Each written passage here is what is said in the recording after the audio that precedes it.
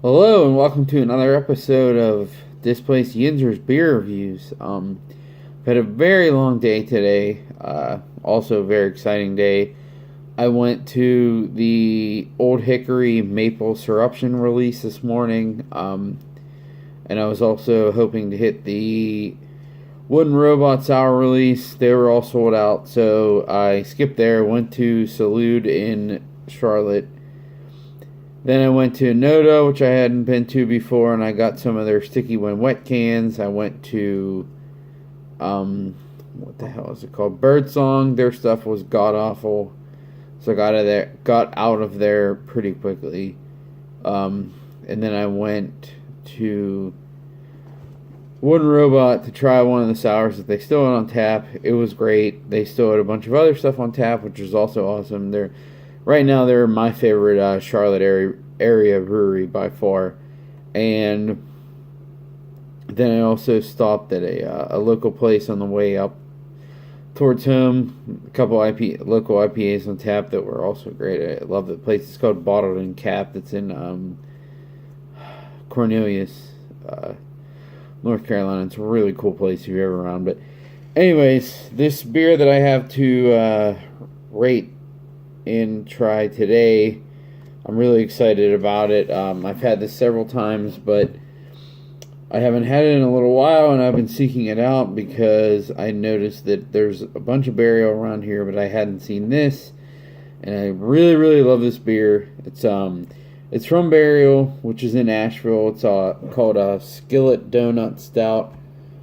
Now, I don't really know the background of the beer from the brewery perspective, but from my perspective, I came here from Pittsburgh, and there's a really great burger place in Pittsburgh called Burgatory, and they have alcoholic milkshakes and such, but one of their milkshakes actually happens to not be one of the alcoholic ones. It's one of their standard milkshakes. It's a coffee and donuts milkshake, so it has a bunch of Kona coffee in it and then crushed up glazed donuts. So, I mean, it's very fattening, but it's really, really great. Anyways, this beer reminds me of that. Like, I'm not going to describe it anymore because I want to open it and see if I still get the same thoughts of the last time I had this beer. It reminded me of that milkshake, that coffee and donuts milkshake. So, anyways, I'm going to crack this guy open. It's, on here it just says stout with coffee added. It's 8%, so, I wouldn't, it's verging on the realm of imperial stout, but not that big. And I know just from the body of it, it's not trying to be an imperial stout either. It's just a stronger stout, so let's see what we got here in the pour.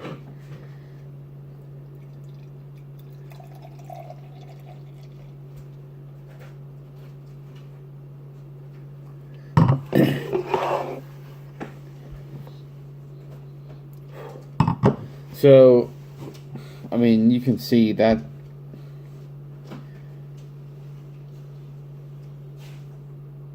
is very dark, very, very dark. Which for beer that's only 8%, and for as easy it is to drink. Now that I'm thinking about it, I've never really looked at the beer itself that much. I usually drink it out of a can, to be honest. It is very, very dark, which is nice. I mean, it's like black coffee, which if the beer's called that, I guess Skillet Donut, I wouldn't necessarily know. But if you know it's supposed to be like black coffee and donuts, then that's what you would expect out of this beer. So it looks good out of the glass.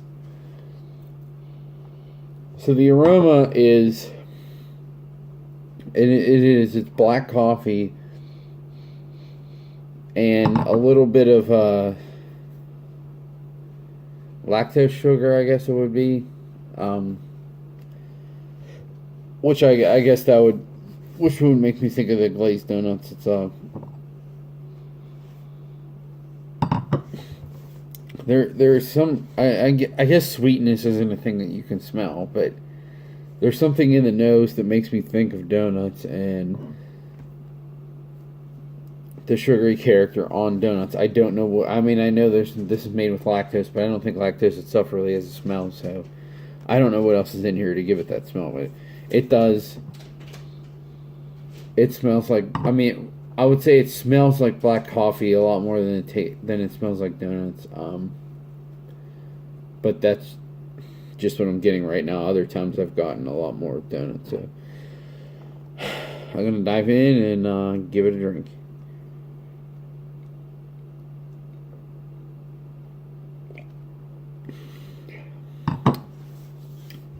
Oh yeah. That's exactly like what I remember. It's black coffee up front, which is great. I usually don't like black coffee to that point where it's almost like black patent character. But it works with this because it has some like a rounded off lactose sugar donut character. I don't know. It's very weird. It doesn't make much sense. I gotta go back to it.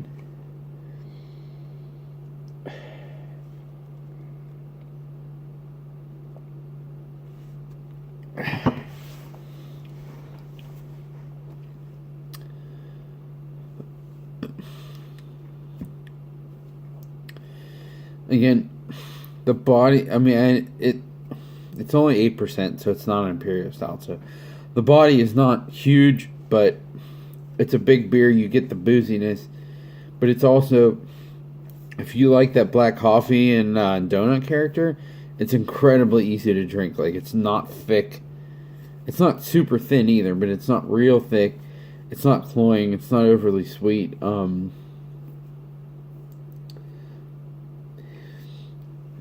I mean, for me personally, there's very, very few stouts that are 8% or less that I would rather drink than this beer.